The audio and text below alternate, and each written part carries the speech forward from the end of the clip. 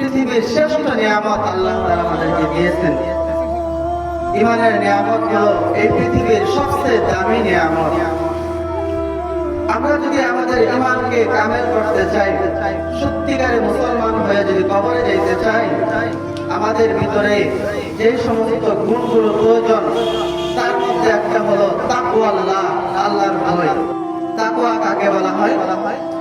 একদম সহজ ভাষায় যদি বলি তাকওয়া কাকে বলে, মনে করেন একটা মানুষ একটা ঘরের মধ্যে একাকী বসে রয়েছে, কেউ নাই, সে চাইলে গুনাহ করতে পারে কিন্তু করছে না।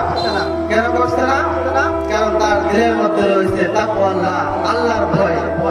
কেউ না দেখুক, আমাকে আমার ভাব দেখতেছে, এই ভয় তার ভিতরে রয়েছে, যে কারণে সে গুনাহ করছে না। এটাকে বলা হয় তাকওয়াল্লাহ। আল্লাহ তাআলা বলেন, وَمَن يَتَّقِ اللَّهَ يَجْعَل لَّهُ مَخْرَجًا وَيَرْزُقْهُ مِنْ حَيْثُ لَا يَحْتَسِبُ। আল্লাহ তাআলা বলেন যে আমি আল্লাহ তাআলাকে ভয় করবে, আমি আল্লাহ তাআলা তার সব কিছু সমস্যার সমাধান করে দেব। ভয় কাকে বলা হয়? তাকওয়া কাকে বলা হয়? তাকওয়া মানে শুধু ভয় নয়, তাকওয়া মানে হলো মুফাসসিরে কেরামগণ বলেন, সুন্দর করে বলেছেন যে তাকওয়া বলা হয় যে ভয় এবং ভালোবাসা মিশ্রিত, যে ভয়ের সাথে সাথে ভালোবাসা থাকবে, অর্থাৎ ভয় আমাদেরকে গুনাহ থেকে বাঁচায় রাখবে আর ভালোবাসা আমাদেরকে নেক আমল করতে সহযোগিতা করবে। এই দুইটা সমন্বয় হলো তাকওয়াল্লাহ, আল্লাহর ভয়। আর এই দুইটার সমন্বয়ে যদি তাকওয়া থাকে তবে আমরা শ্রেষ্ঠ মুমিন হতে পারবো, দামি মুমিন হতে পারবো।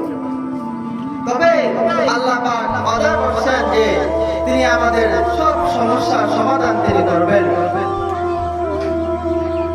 আর এমন এমন জায়গা থেকে রিজিকের ব্যবস্থা করবেন যা আমরা কল্পনা করতে পারি না, এমন জায়গা থেকে আল্লাহ তাআলা রিজিক দিবেন।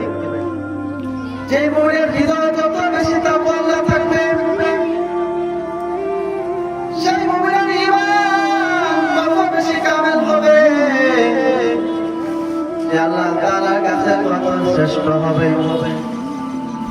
তাকওয়া এমন এক গুণ, এমন এক আলো, যখন কারো ভিতরে তাকওয়া এসে যায় তখন ওই মানুষ আল্লাহ তাআলার কাছে এত শ্রেষ্ঠ হয়ে যায়।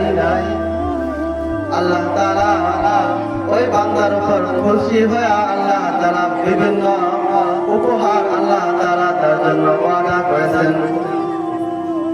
যাদের ভিতরে তাকওয়া থাকবে আল্লাহ তাআলা তাদেরকে পুরস্কার হিসেবে এত দামি দামি পুরস্কার দান করবেন।